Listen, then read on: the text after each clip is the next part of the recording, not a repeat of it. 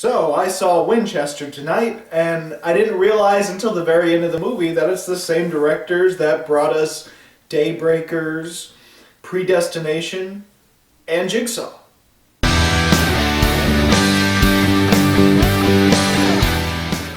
Now, Winchester is based off of true events, especially since the Winchester Mansion is a real thing. And some of you might not remember this, but the Winchester house inspired the TV miniseries that happened that Stephen King made called Rose Red. If any of you remember that, the Winchester house inspired Rose Red. In this film, Helen Mirren plays Sarah Winchester, and she's still grieving about her husband and her young infant's death. She believes that she is cursed due to the fact that her family invented the Winchester repeating rifle. She believes she is cursed by all the people that died by the gun, and she continuously builds and rebuilds this mansion to appease the spirits. Now enter Jason Clarke's character, who is a therapist who is there to assess whether she is of sound mind. However, Helen Mirren, the spirits, the house, all might have other reasons why Jason Clarke's character is put in this situation. Now honestly, I feel very mixed when it comes to this film because on one hand, I like the story, I like the premise, I like the acting, but on the other hand, it's not as good as some of the films that I love from these directors. I do think Daybreakers and Predestination are their best, and I do feel that I like this a little bit more than Jigsaw, but as a horror movie, it's not that good at all. But I might be getting ahead of myself. Let's talk about the good first. I do like the story, and I do like the premise of this film. The story about a grieving widow that is constantly rebuilding her house to appease spirits that died from the gun that her family created, and a psychiatrist coming in to assess whether she's insane or not is quite the story, especially when it comes to whether she really is telling the truth and there really are ghosts, or maybe she's completely mental. I also like the different tragedies that all the main characters in the house have. Helen Mirren lost her husband and her very infant child. Meanwhile, Helen Mirren's niece and her son are visiting because they had witnessed, well, the son had witnessed his father's death, so they're dealing with some trouble. And even Jason Clarke's character is dealing with a traumatic experience that happened in the past. He had lost someone. He had died for a few minutes, or a few moments. I think it was 3 minutes.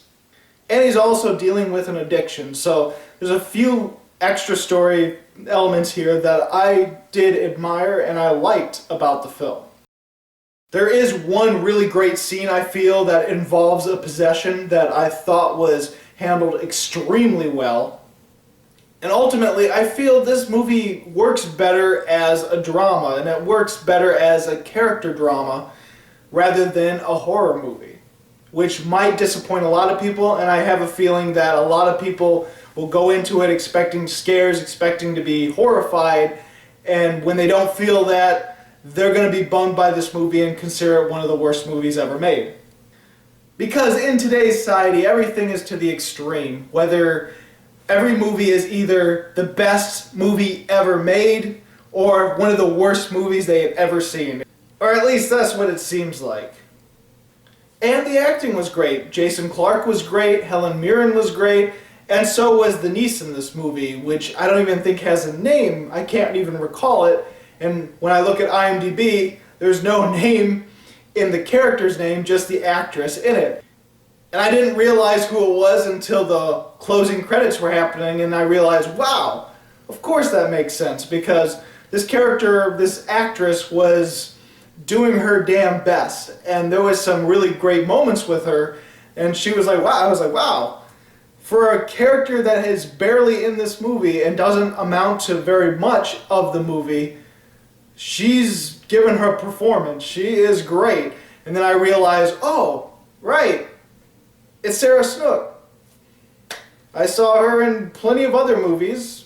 Predestination, she was great. She was the main girl in that one, or main character, other than Ethan Hawke, which, if you've seen the movie, they're kind of the same performance. Anyway, some of the bad movies I've seen Sarah Snook in, she gives it her all. She's a professional, and she was really good in this movie.